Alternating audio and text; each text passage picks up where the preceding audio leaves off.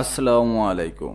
জানিয়ে দেব এই মুহূর্তে হাতে পাওয়া সর্বশেষ ভয়ঙ্কর কিছু আন্তর্জাতিক আপডেট বাংলা সংবাদ। শুরুতেই থাকছে সংবাদ শিরোনাম। শুরুতেই জানিয়ে দেব ভারতে রাহুল ও প্রিয়াঙ্কা গান্ধী আটক। সর্বশেষ থাকছে আমরা মূল্যে অর্ধেক দুনিয়া সঙ্গে নিয়ে যাব, যুক্তরাষ্ট্রে পাকিস্তানের সেনাপ্রধান। এতক্ষণ শুনছিলেন সংবাদ শিরোনাম, এবার বিস্তারিত। প্রিয় দর্শক, আপনি যদি এই চ্যানেলে নতুন হয়ে থাকেন, ভিডিওটি দেখতে দেখতে চ্যানেলটি সাবস্ক্রাইব করে আমাদের সাথেই থাকুন। ভারতে রাহুল ও প্রিয়াঙ্কা গান্ধী আটক।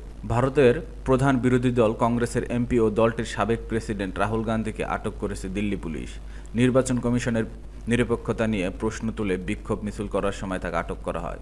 এ সময় তার বোন ও কংগ্রেস নেত্রী প্রিয়াঙ্কা গান্ধী সহ দলের কয়েকজন জ্যেষ্ঠ নেতাকে আটক করে পুলিশ। ভারতের সংবাদ মাধ্যম এনডিটিভির প্রতিবেদনে খবর জানানো হয়। প্রতিবেদনে বলা হয়, আজ সোমবার সকালে দিল্লিতে নির্বাচন কমিশনের নিরপেক্ষতা নিয়ে প্রশ্ন তুলে আয়োজিত বিক্ষোভ রাস্তায় গড়ালে রাহুল গান্ধী ও প্রিয়াঙ্কা গান্ধী সহ বিরোধী দলের জ্যেষ্ঠ কয়েকজনকে এমপিকে আটক করে পুলিশ। পার্লামেন্ট ভবনের বাইরে বিক্ষোভ স্থল থেকে পাওয়া ভিডিও ও ছবিতে দেখা গেছে রাস্তায় রাজনীতিবিদ ও বিপুল সংখ্যক দলীয় কর্মীর ভিড়। কেউ রাস্তায় বসে আছেন, কেউ পতাকা ও ব্যানার নিয়ে স্লোগান দিচ্ছে। অনেকেই পুলিশ তাদের ব্যারিকেডের সঙ্গে ধাক্কাধাক্কি করছেন। কংগ্রেসের ইন্ডিয়া জোট আজ দিনের শুরুতেই নির্বাচন কমিশন দপ্তরে মিছিল নিয়ে যায়। ভবনটি ভারতের পার্লামেন্ট ভবন থেকে প্রায় 1 কিলোমিটার দূরে। পুলিশ পার্লামেন্টের আশেপাশে সব রাস্তা বন্ধ করে দেয়। পুলিশের ব্যারিকেড ভেঙে কিছু বিক্ষোভকারী এগিয়ে যাওয়ার চেষ্টা করেন। পুলিশের বাধায় এক পর্যায়ে মিছিল থেমে যায়। বিক্ষোভস্থলের আগে কিছু ফুটেজ দেখা যায়। রাহুল গান্ধী, সমাজবাদী পার্টির প্রধান অখিলেশ যাদব ও শিবসেনার নেতা সঞ্জয় রাউতের মতো জ্যেষ্ঠ নেতারা রাস্তায় বসে আছেন।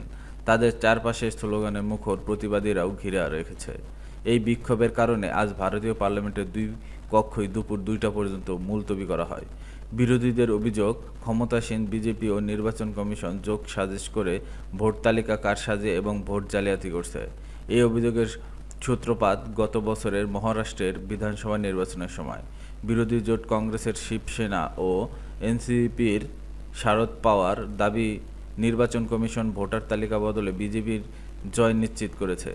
তারা উল্লেখ করছেন, রাজ্যের কেন্দ্রীয় নির্বাচন মাত্র 6 মাস পর হঠাৎ অস্বাভাবিকভাবে নতুন ভোটার সংখ্যা বেড়ে যাওয়ার বড় অসঙ্গতি। সব অভিযোগের জবাবে নির্বাচন কমিশন বলেছে, তাদের প্রক্রিয়া হচ্ছে স্বচ্ছ এবং স্বাধীন ও সুষ্ঠু নির্বাচন নিশ্চিত করার জন্য এসব পদক্ষেপ নেওয়া হয়েছে। কমিশন রাহুল গান্ধীকে চ্যালেঞ্জ জানিয়ে বলছে, তিনি যেন স্বাক্ষর করা হলফনামায় এসব অভিযোগের প্রমাণ পেশ করেন।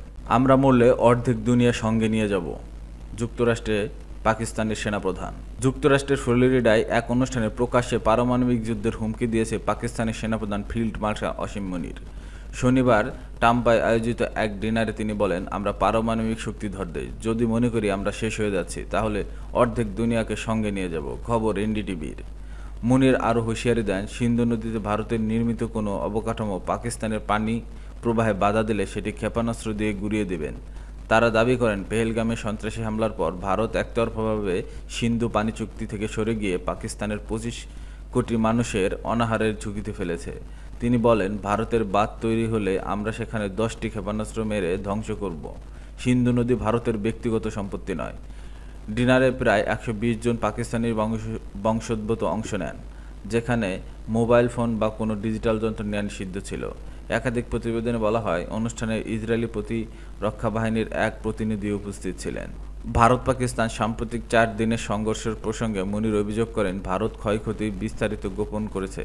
তিনি হুঁশিয়ারি দিয়ে বলেন, ভবিষ্যতে ভারত আক্রমণ চালালে পাকিস্তান আরও কঠোর জবাব দেবে। আমরা ভারতের পূর্বাঞ্চল থেকে শুরু করব, এরপর পশ্চিমে অগ্রসর হব। মুনির মে মাসের ভারতের সঙ্গে সংঘর্ষের পর তিনি ফিল্ড মার্শাল খেতাব পান।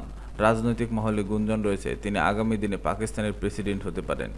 রাজনীতিতে সেনাবাহিনীর ভূমিকার পক্ষে সওয়াল করে মুনির বলেন, যুদ্ধ যেমন শুধু জেনারেলদের হাতে ছেড়ে দেওয়া উচিত নয়, তেমনি রাজনীতিও কেবল রাজনীতিবিদদের হাতে ছেড়ে দেওয়া ঠিক নয়।